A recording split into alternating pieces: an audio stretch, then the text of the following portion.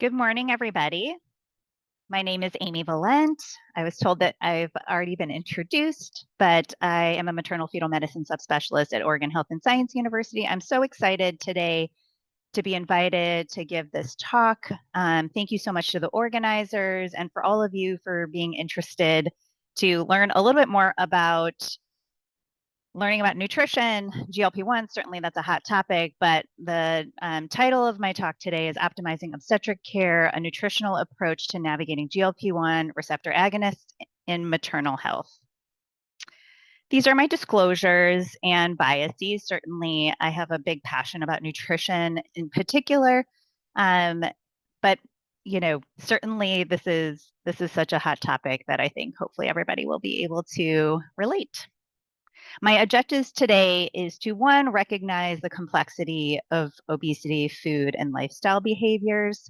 Certainly, obesity isn't the only diet-related disease, and so we'll kind of touch on all of the aspects of that, describe the role of nutritional health in pregnancy and perinatal outcomes, and then really kind of dig into some of the data that's been emerging rapidly about the benefits and potential challenges of GLP-1 receptor agonists and the role of metabolic health. So if you'll all entertain me, please go ahead and scan the QR code, or you can go to menti.com and put that 8-digit code in. And this is kind of a ranking system. I'd like for the audience to please participate. We should be able to see things change in real time if you don't mind entertaining me. You just have to, on your phones, if you scan the QR code, you'll be able to just kind of touch on the topic and that'll go to the top. And then you can kind of slide along what you think are the leading causes of death in the US. I can tell you right now that this is not the rank order. And so if you can rank the order for me, and then we can kind of talk about it. And I'll kind of give maybe 10 more seconds just to kind of see where we're at. This is data from the CDC with their most recent data that came out in 2023. So accumulation of data to the end of 2022. Perfect. Thank you so much for participating in this. And you can just keep that open because we'll have some other audience participation things to happen. But yes, absolutely. Heart disease is the leading cause of death in the United States. Second to that is actually cancer. And then we have accidental or unintentional COVID. Obviously, this is from 2020, up to 2022, end of 2022, and we were still dealing with COVID quite a bit. And diabetes actually is 8th on the list, but diabetes is also the leading cause of heart disease, so they're very related. Okay, one more audience participation, and then we'll get into some more information. But what are the leading causes of chronic disease? And I kind of define chronic disease below as a condition that lasts 1 year or more and require ongoing attention or limits activities of daily living or both.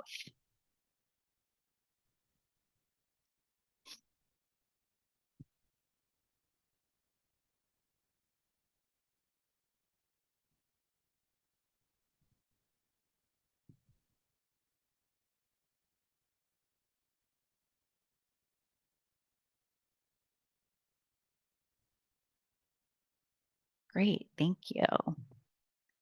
Love the participation, thanks. So yes, actually, these are the top 4 leading causes of chronic disease. So everybody's correct in the fact that tobacco use, poor nutrition, physical inactivity, and excessive alcohol consumption are all contributors to chronic disease. Certainly, these are all modifiable risk factors, and people are absolutely correct that poor nutrition is one of the top out of all of these risk factors. Perfect. So we'll move on here. And I think, just to kind of set the tone of the talk is that we all eat. Eating means different things for various people. eating is like one of my favorite hobbies. And so, we use it for celebration. We use it obviously for essential needs. We use it as comfort. We use food for so many different reasons, which makes this also really complicated and personal, of course. And so I think we just have to recognize that aspect of health and vulnerability, that this is an essential thing that we need for our bodies, but it's complicated. And so if we just recognize that there are several diet-related diseases or nutritionally related diseases, and these are just to demonstrate that all of these diet-related diseases, for the most part, are really just continuing to rise on an annual rate. And this isn't an exhaustive list, of course, but these chronic diseases are certainly the most influenced by nutrient-poor dietary patterns. And so this was a really great study, and it's old actually, back in 2015, where it was a meta-analysis of different cohort studies, 15 to be exact. They included over 1 million people in these cohort studies combined, and looked at different dietary patterns, whether that was Mediterranean diet, whether the diet was assessed for Healthy Eating Index or DASH. And really, those that had higher, healthier eating patterns in any of the different ways that we can assess dietary health were associated with significant reduction in health outcomes. Now, one would look at these numbers and be like, all-cause mortality, heart disease, and diabetes are all the same rate reduction. And that's just because they're all interrelated. Certainly, we just talked about how heart disease is the leading cause of death, and diabetes is the most common reason leading to heart disease. So this is, really important for the fact that the way that we eat can influence, our own chronic disease outcomes and outlook. But I think the most striking that came out of this paper for me was also cancer, which I guess should not necessarily be that surprising. But, we think about nutrition a lot when somebody gets diagnosed with cancer, but what about thinking about it for cancer prevention? So I'm overlaying the figure that you saw before with pregnancy-specific complications. And, and I overlay it because really these are conditions that we see commonly in pregnancy and have long-term health morbidity. And these are all also strongly tied to diet-related conditions. Okay, so just from a pregnancy perspective, we kind of showed some data to suggest that higher quality eating patterns are associated with a reduction in adverse health outcomes. What about pregnancy? And so this was a really thoughtful, systematic and review and meta-analysis, looking specifically at the primary outcome of gestational weight gain, which I don't appreciate, I could talk about gestational weight gain for a long time, and I won't get on my soapbox today about that specific outcome. But what was important was they were looking at dietary and physical activity interventions for looking at the reduction of excessive gestational weight gain. And just important just to show that certainly from a maternal outcome perspective, and that included preeclampsia or hypertensive disorders of pregnancy, gestational diabetes, et cetera. And then neonatal outcomes, of course, thinking about NICU admissions, LGA, SGA, that if you think about the different components of interventions, it was really kind of dietary patterns that significantly reduce both maternal and neonatal outcomes. The bottom table there, I just focused, now the whole systematic review obviously broke these down, physical activity, diet with physical activity, and I'm just showing the one that's associated with diet on the bottom figure. But that's, just demonstrating that, simple dietary interventions, behavioral counseling is able to reduce rates of gestational diabetes, preterm delivery, and NICU admission, which is huge. These are huge economic, not just economic costs, but lifelong costs also. And so what that led to was the U.S. Preventative Task Force making this statement of counseling and behavioral interventions for healthy weight healthy weight and weight gain in pregnancy. And again, if you just kind of look at the various trials that were included in the study, that they all had positive risk reduction in hypertensive disorders, gestational diabetes, and certainly fetal size.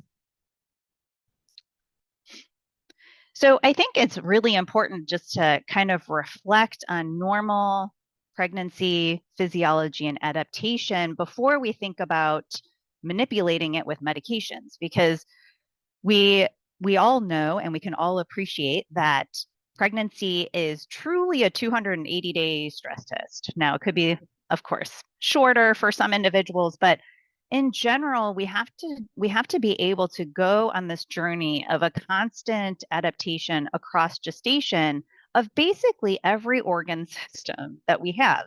And if this adaptation doesn't happen efficiently and appropriately, then we can have the unintended consequences of effects on fetal growth and development, or certainly maternal complications.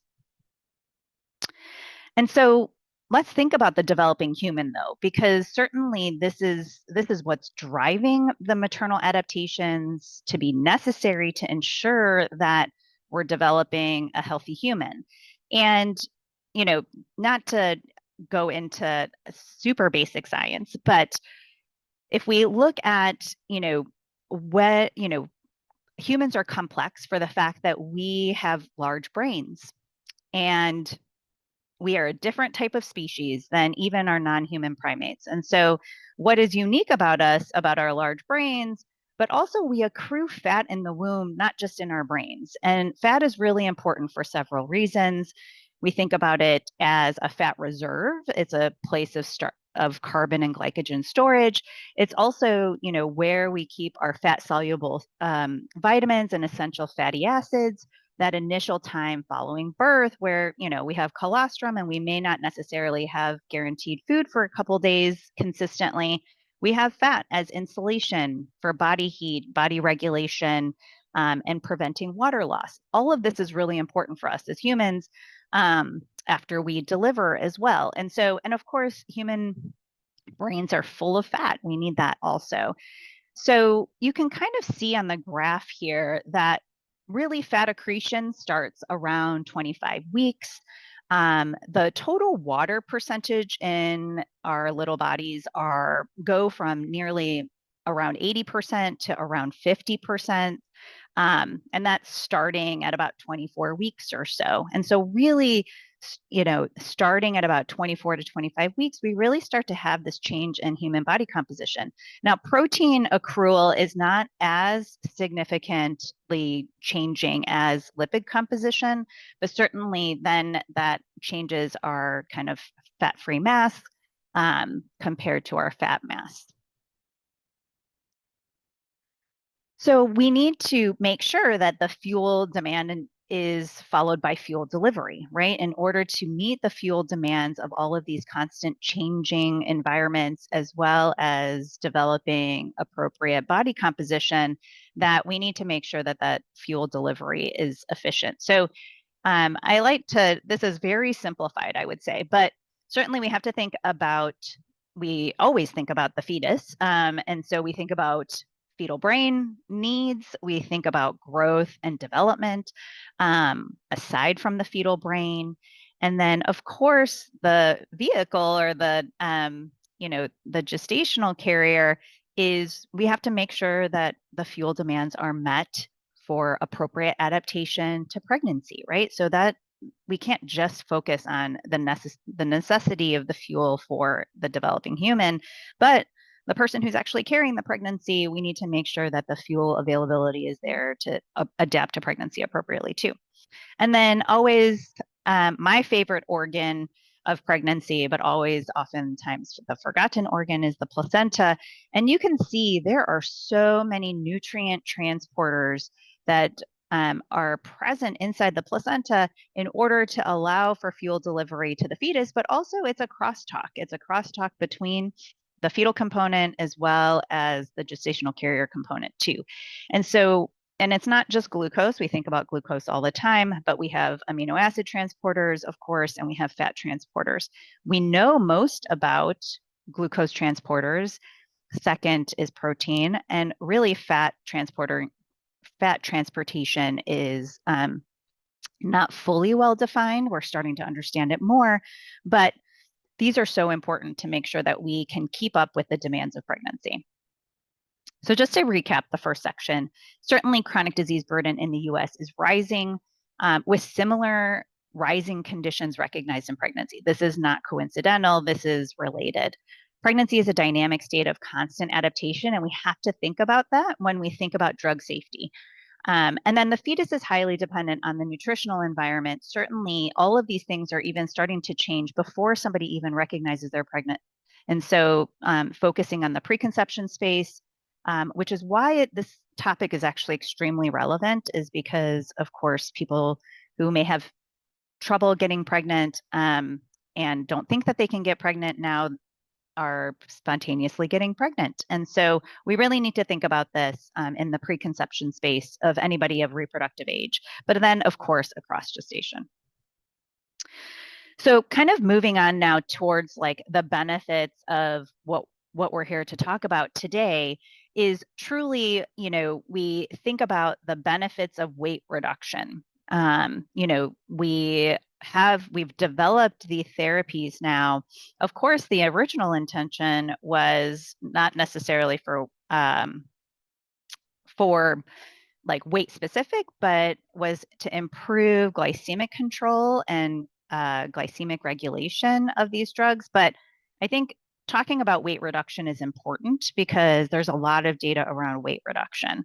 And so I love this figure because I think this kind of helps break it down, where even just a little bit of weight reduction is able to help with some metabolic activity or metabolism in general. So you can improve your triglycerides and your glucose by just 2 to 5% weight loss. And so every little bit potentially helps. Now, when I think about weight reduction, I kind of bite my tongue a little bit because I think it's all dependent on how you're losing the weight, not just purely a number of weight loss. And so this is more nuanced and complicated than what this graph is showing, but certainly the benefits of weight loss from a trial perspective, these are the benefits. And certainly as you have more weight loss, you see greater organ involvement, different organ system involvement of benefit.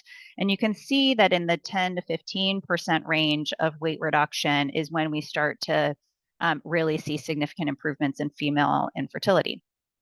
Now, let's look at these medications that have been rapidly coming onto the market, our GLP-1 receptor agonists, and we'll talk a little bit more about how they work, as well as the glucose dependent insulotropic polypeptides, or the GIPs receptor agonists, and the glucagon receptor agonists also. So these different combination of medications, generally speaking, are around this 10 to 15% range, really able to kind of help in that deeper green zone of weight reduction benefits.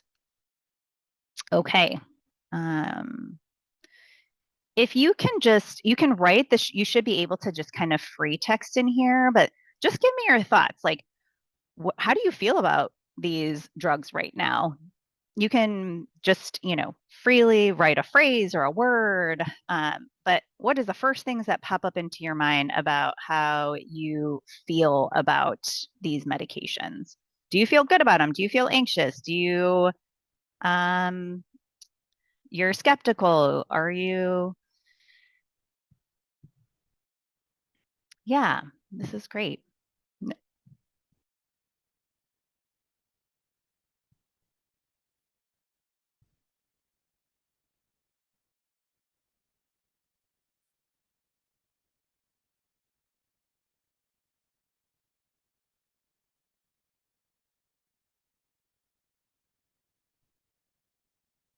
Yeah, really appreciate these words and phrases. So we see some positive comments and we see some tenuous comments and cautious comments. So I think that, but I think this is appropriate. This is exactly kind of where we're at with these medications right now. I think that, are they too good to be true? And, you know, what ball's going to drop? I think a lot of these feelings are significantly going through people's minds. So thank you so much for sharing those with me. So I think we have to respect our human bodies. I was talking to my husband yesterday about, this, it is incredible what our bodies do, and we don't even know that it's happening. And this is a really old study from, I shouldn't say really old, but from the 80s, just showing, the black circles are showing oral glucose challenge, and the white circles are showing IV insulin, or I'm sorry, IV glucose infusion. And what's remarkable is, if you go from left to right, it's just a change in glucose load. So 25 grams, 50 grams, 100 grams at the end. And whether you have an oral glucose load or you have a IV glucose load, um, that really your response is very tightly regulated. So glucose is very tightly regulated, and it doesn't matter on the load of glucose. And these are, again, how our bodies are supposed to be functioning, right? Not those individuals with metabolic dysfunction. But it's because if you look at the graphs below on the insulin graphs, with every increase in glucose load, the insulin secretion gets higher. So we keep a very tight glucose levels in the venous system, but really our insulin secretion is really what's making up for it. And that's where these incretin hormones or nutrient stimulating hormones really come into play. And this is kind of what has evolutionized our kind of thought process about this. Is we always knew that glucose control has always been very tightly regulated. We know that insulin secretion needs to keep up with that load, but it's how it's doing that is kind of where we've really evolved. So this is really busy figures, but hopefully I can kind of help walk through this a little bit. So GLP-1 in green, the GIPs in blue, a combo in red, and then placebo in gray. And so this is just looking at, certainly glucose, and which is on your y-axis, and then time across the bottom. And when we look at the effects of GLP-1s and GIPs on glucose, it's really the GLP-1s that are improving kind of general glucose control. And if you look at the insulin secretion is affected by the GIPs in the blue on the bottom, but really it's the GLP-1s that really stimulate the insulin secretion. Now, we call this the incretin effect. And the incretin effect is really when we give an oral glucose challenge compared to an IV glucose, or I'm sorry, yeah, an IV glucose infusion. That oral glucose, right, uses the gut. The IV glucose does not use the gut. And so the insulin secretion after an oral challenge is really what the incretin effect is what is stimulated when you are challenging and putting oral glucose into the gut. So most of this is explained by both of these nutrient stimulating hormones, both the GLP-1s and the GIPs. And both of these are also secreted from the endocrine cells of the small intestinal epithelium. We don't need to go into the nuances of that, but they're really kind of short amino chain acids, anywhere from 30 to 42 amino acids, and they're very short acting. And we'll kind of go through that here in just a second.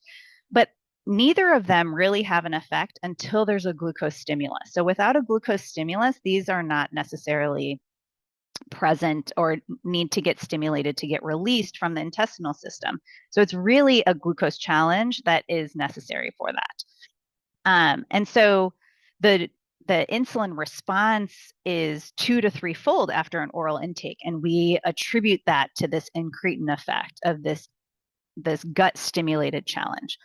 And so this effect, when we think of a postprandial regulation of sugars, is that these this nutrient stimulated hormones, or like GLP-1s and GIPs, are called NUSHs in scientific literature right now.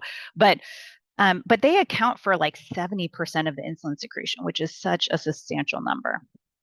So this is, again, just demonstrating that the GIPs are, they have some effect on insulin secretion, but it's really the GLP-1s that have the greater effect on insulin secretion, which is why they've really kind of capitalized those as the medications. So a little bit more on GIPs versus GLP-1s, though, because both of these are stimulated to be released from the small intestine, after an oral glucose challenge or, entry into the gut. And so if we think about what both of these do, they work similarly on the pancreas. So you can kind of see the arrows are going in similar directions, except the glucagon effect of GIPs and GLP-1s. And they do opposite effects actually on fat. So the GIPs will increase fat accumulation or lipogenesis, and GLP-1s, which I should have kind of created another arrow there, but they actually increase lipolysis. So they do kind of opposite effects in some different end organs. Now there's so many organs. These are just a few of the representation of organs that have these receptors for both GIPs and GLP-1s. And they have different effects on each. And I think, certainly paying attention to the bone formation is really important, right? Because GIPs increase bone formation and GLP-1s decrease bone absorption. And so they're doing different things. They're both released with a glucose uptake. These opposite effects are necessary for kind of, regulating our systems. And they also have different half-lives. So they're meant to be doing things at different times, which is really important when we think about kind of mimicking health regulation of what our bodies are naturally trying to do. So GLP-1 receptor agonists, what their difference is that you can see, the reason why I went back to this slide is that the half-life of GIPs are a little bit longer, certainly still extremely short, but longer than GLP-1s, which are extremely short, 2 to 3 minutes. And so when we think about GLP-1 receptor agonists, what's different about these is that they have modified the proteins to be able to be more stable and not be broken down as quickly as natural GLP-1s.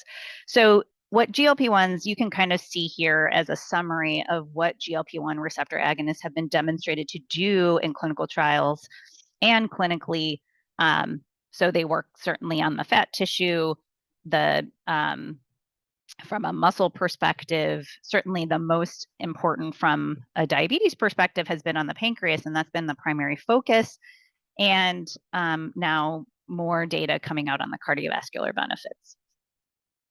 So, but where, when these, when GLP-1s are actually released from the gut, it kind of senses, it sends a sensor signal, if you will, through the vagal system to the brain. And it is an appetite modulator, which is why we call it the nutrient stimulated hormone. Well, we call it nutrient stimulated because you need glucose in the system for them to be stimulated to be released. But they do communicate up into the brain, and you can see here that whether it's hunger, satiety, or overall appetite, that GLP-1 receptor agonists are improving these, or increase satiety, improve satiety, and improve your hunger sensation and overall appetite. So they are appetite regulating to some degree. The problem with all of the studies actually looking at these medications is that there's no information on dietary quality. So although it changes your hunger, although it changes your satiety and your overall appetite, do you eat differently when you're taking these medications? And we don't have any dietary quality data on these studies.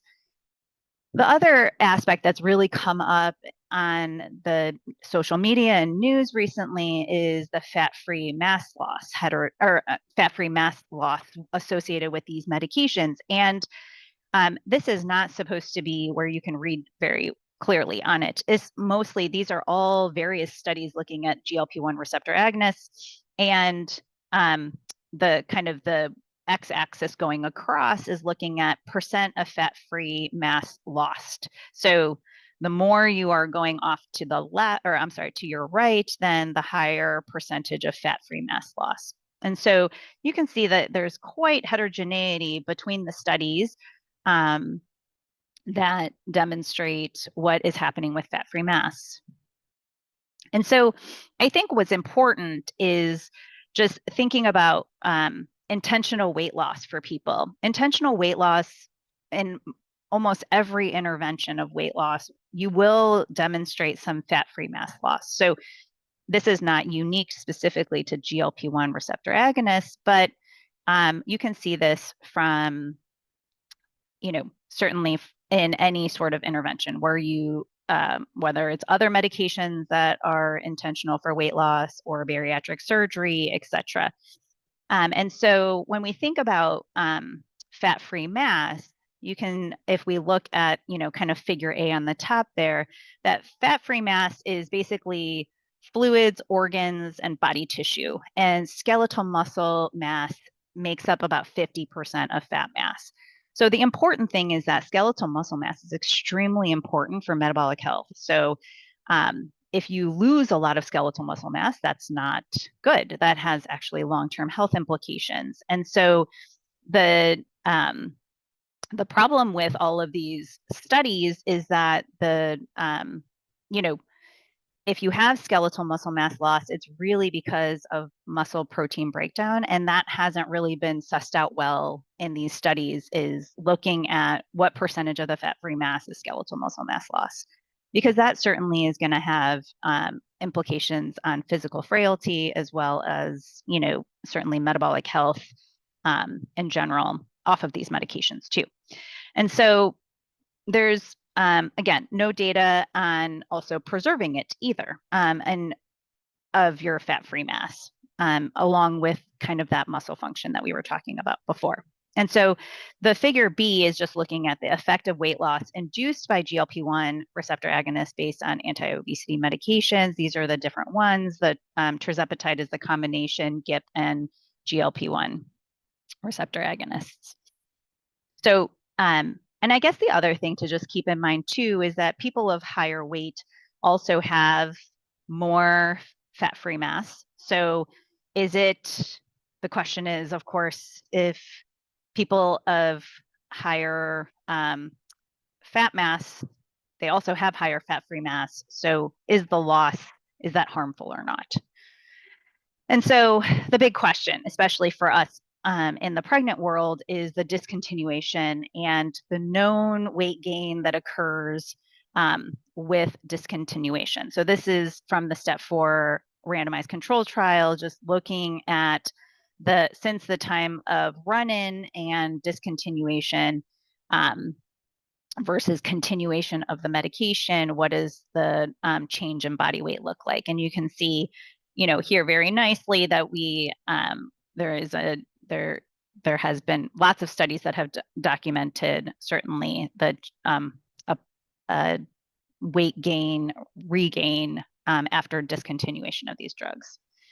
So when we think about these nutritional considerations, then is really identifying high-risk individuals for potential intervention, or where we need to think about, we have to think about nutrition, of course, for everybody, but those that are at higher risk is certainly just taking these medications and not changing anything about your lifestyle behaviors or nutritional behaviors may or may not necessarily be the most helpful. You're just decreasing weight, of course, or influencing how your body regulation is, but we also need to think about how we're fueling ourselves and how we're able to maintain body function. So those that are at higher risk for that are certainly, you have to identify factors of malnutrition. So those with, higher fat mass, those that have history of potentially, disordered eating, or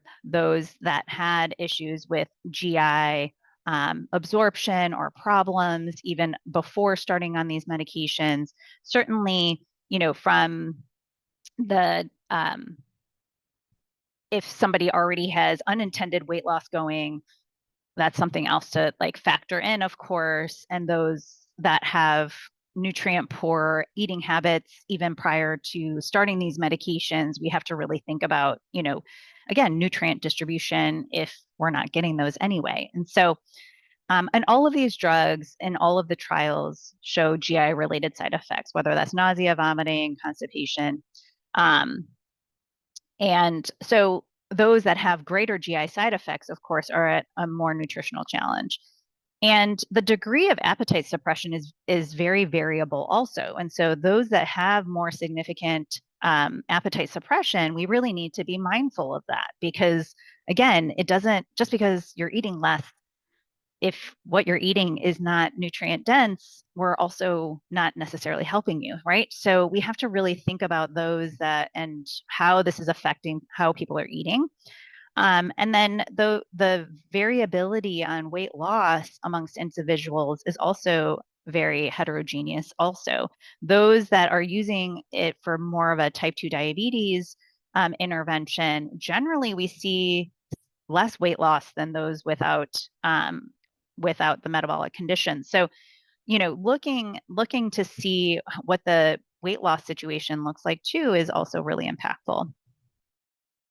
And so, there's ways that we can use nutrition to also mitigate some of these things, even when we're using the drugs. So certainly with the common side effects here, we can avoid, or not necessarily avoid, but we can decrease potentially some of these GI side effects by starting at a low dose and titrating up these medications slowly. Certainly hydration is huge, because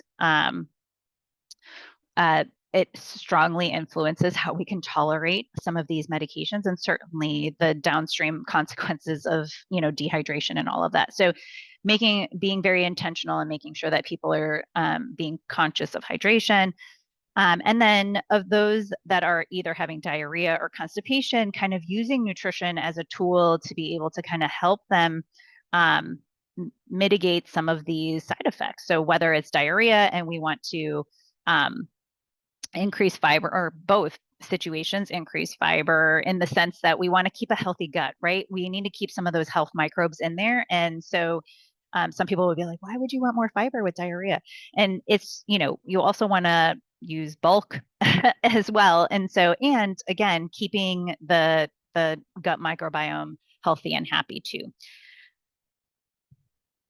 And so these are recommendations that came out of the Academy of Nutrition and Dietetics, which I really appreciate the way that they broke this down, because I don't think that we always necessarily, when we think from a nutritional perspective, we think about some of the social drivers that can be influencing our decisions, not just our personal preferences of food, but our abilities. And so, certainly always screening for food and nutrition security is really important. Getting a good food history and really understanding like what does their dietary patterns look like, how strong is their nutrient dense food consumption versus ultra processed foods, etc. That would certainly set up people for more complications from GI distress and all of the things if they aren't having good healthy eating patterns. And then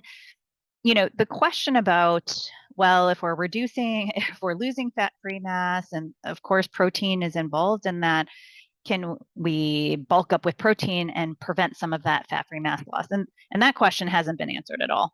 But certainly protein is really important though. And so making sure that people are getting enough, because that's also an important factor, just from, our American guidelines for American guidelines for diet and have certainly at least set the expectation of what people be consuming, and we're all consuming less than what we should. So being conscious of that hydration, like we talked about, fiber, and then when we're not eating as much, we're not also getting as many micronutrients. And particularly if we're not eating as much carbohydrates, that's a lot of micronutrients are kind of either fortified within carbohydrates or they're found in those types of foods. And so again, just being very conscious that even though we're doing a good thing potentially by increasing weight loss and all of the things, is what is the unintended consequence of that if we have severe appetite suppression, all of the things. And so the other question about physical activity, I mean, I think, there's some data to suggest that 200 minutes of in moderate intensity aerobic activity is associated with better weight loss maintenance. So again, thinking about those that are coming off of these medications and helping them maintain weight loss, getting them on a good regimen, of course, to maintain muscle mass as much as we can. And that requires both aerobic and muscle strengthening activities. And so the general guidelines for, adults apply to this population as well, of course. And so just thinking about this, of course, and incorporating this within your practice is really important. But there's so many unanswered questions. I mean, like way more unanswered questions than certainly there are questions. And so when we think about, the unanswered questions, they're so important. Like, certainly do dietary patterns actually change with these NUSHs? And do they affect physical frailty? Because that's really important for long-term. I mean, these are long-term drugs, right? For the most part, unless you're going to get pregnant, we're discontinuing from now. And so can nutrition and exercise mitigate this fat regain? And certainly can protein or exercise lead to better body compositions for these folks that have been demonstrated to have fat-free mat loss? Certainly so many things that we need to answer still, but these significantly impact glucose, lipids, all the things that are really important, that as we'll see here for pregnancy. Okay. Just for the sake of time, I'm just going to give a few minutes, but if you can just tell me, like, for you to think that a drug is safe in pregnancy, what does it need to demonstrate for you? You can give me words, you can give me phrases, is it that we don't have the anaphoresis, congenital anomalies? Like how do you describe drug safety? How would you feel reassured about a drug and using it for pregnancy?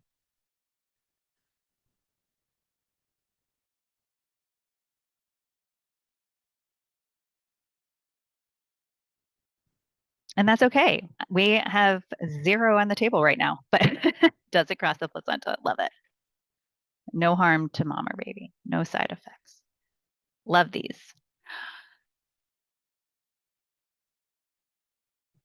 Not a teratogen. No more risk than the general population. Yeah, these are great. So I think this is a really important question that we all have to ask ourselves when we think about drug safety. There's actually only about, I want to say, 9 medications on the market right now that are approved by the FDA for safety use in pregnancy. So there's a ton of off-label drug use, right? And the most common thing that we always say is, does it cause a birth defect? And does it cause miscarriages? Right? Those are the first things that we talk about. But should that be the bottom line for saying that a drug is safe? I think that, we really have to think about this as professionals. And so what is the hesitation for use of these medications in pregnancy? And so I think, the animal studies are really the biggest hesitations, which is not, negligible, I would say. And so what animal studies have shown is with use of these medications in the pregnancy space is that there's delayed born formation. And we just, we know that there's receptors of both GIPs and GLP-1s in bone. They're everywhere, actually. There's so many receptors in so many different places. And so we think about like the metabolic health and what they do for that, but we have to think about the other places that there's these receptors, right? So the animal study showed delayed bone formation, skeletal structural variations, and some growth restriction or decreased growth parameters. And but are these related to weight loss, or are they more related to the drug itself? And so, there's certainly lots of questions around this. And so when we think about the reproductive safety, this study was looking at a multi-center trial, but it was in 5 countries: Germany, Israel, Italy, Switzerland, and the UK. And it's a European network of teratogen safety services. So people are purposely calling and, seeking these services because they're taking something that they want to know if it's safe or not. So it's a little bit of a biased population, I would say. But you can see here that, over 150 people in each of the groups, and, the pregnancy loss rate and pregnancy termination, so people who chose to terminate pregnancy, was certainly higher in the GLP-1RA group versus people that came in with type 2 diabetes and not taking the medication per se. And so, I think a lot of people are looking at this data, saying, well, is it just because people were uncertain about GLP-1s and they decided to have a termination versus they had something actually going on that stimulated for terminations to actually happen? But I think these are, again, very biased population since this is a teratogen kind of information services. This was a study, that was looking at over 50,000 pregnancies in Nordic, US, and Israeli populations. And basically, they had to have type 2 diabetes and exposure to GLP-1 receptor agonists, during the first trimester at some point or before. And majority of these discontinued by 5 weeks. So we have to also take this with a little bit of grain of salt, but also the differences in half-lives are real.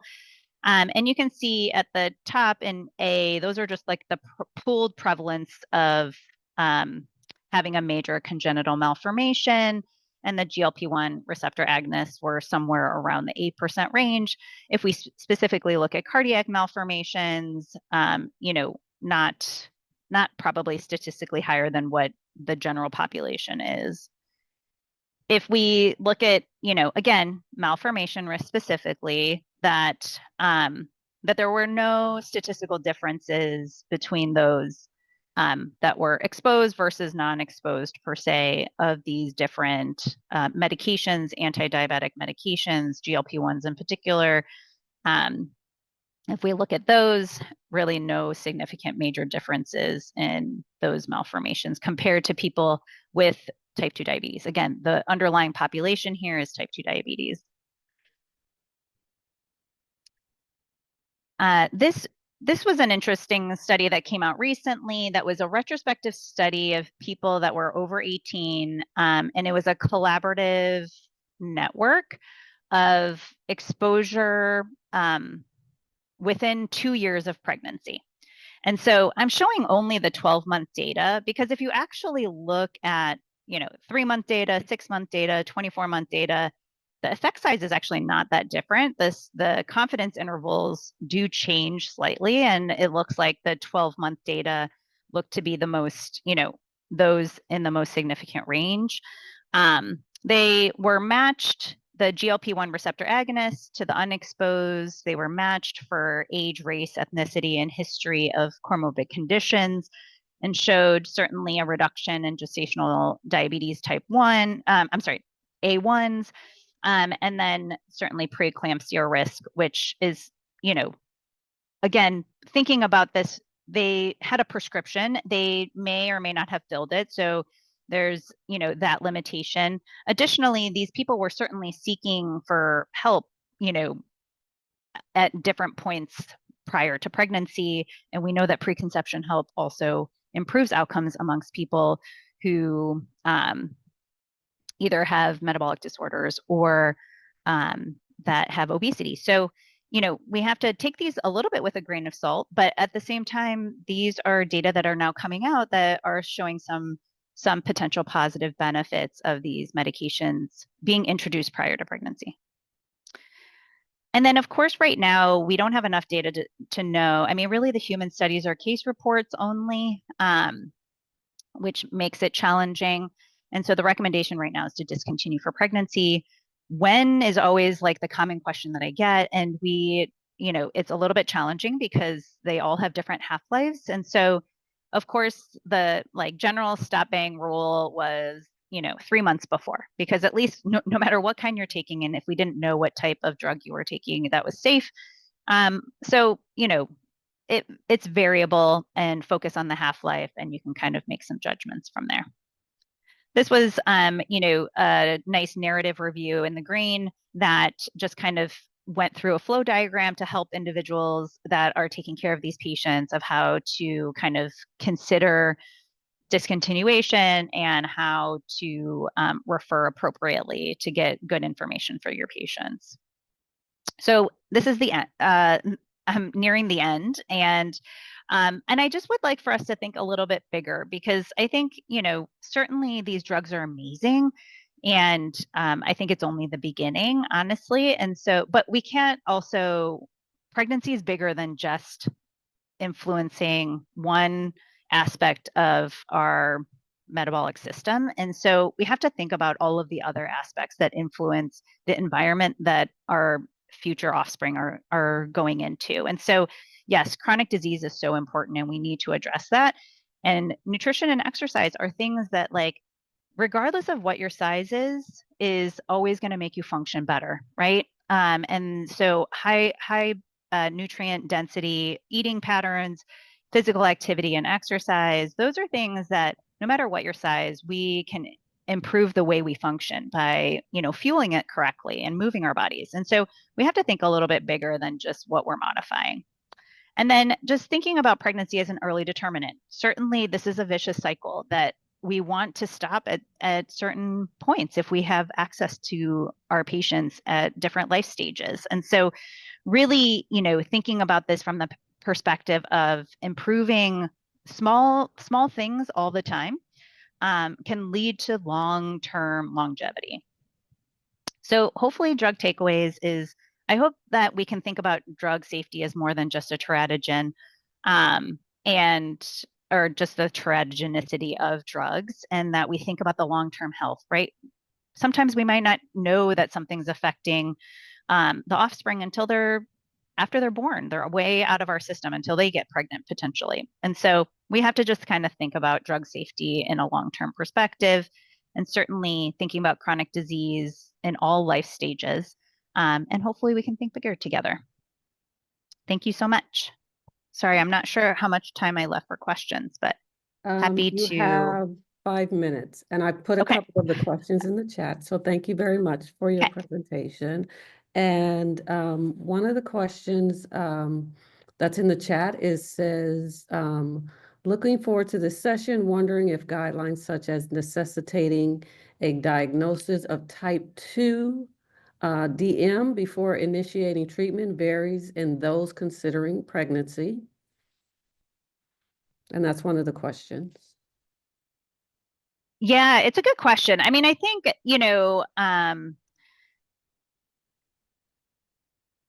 I think those are certainly going to change, mostly because the therapies came out, of course, because of the benefits of how insulin secretion is modified with these incretin effects. And so I do think that we will get to the point where these will be available for those that are not just for pregnancy. For type 2 diabetes. So there's so many different guidelines that are being developed right now, but again, with somewhat limited data. So I think that regardless, it's always good to try to check and screen for type 2 diabetes and heart disease, lipids, A1Cs, all of those are really important because it also opens up opportunities for having nutritional conversations, regardless of, introducing GLP-1s. And then on top of that, then you kind of know you have a starting place to go by. Um, and for most situations, if they don't have type 2 diabetes, if you've demonstrated that, certain interventions haven't been super helpful, you're going to be able to get hopefully better insurance approvals for getting these medications for individuals. But from a pregnancy perspective, there, I hope we're really pushing for certainly preconception as kind of the optimal place where we can improve pregnancy outcomes. But a lot of, certainly guidelines, we need more evidence in that space. And hopefully these will get us there. This will be part of the journey to get us there to hopefully get that covered for people that are interested in pregnancy too. So it's an interesting question.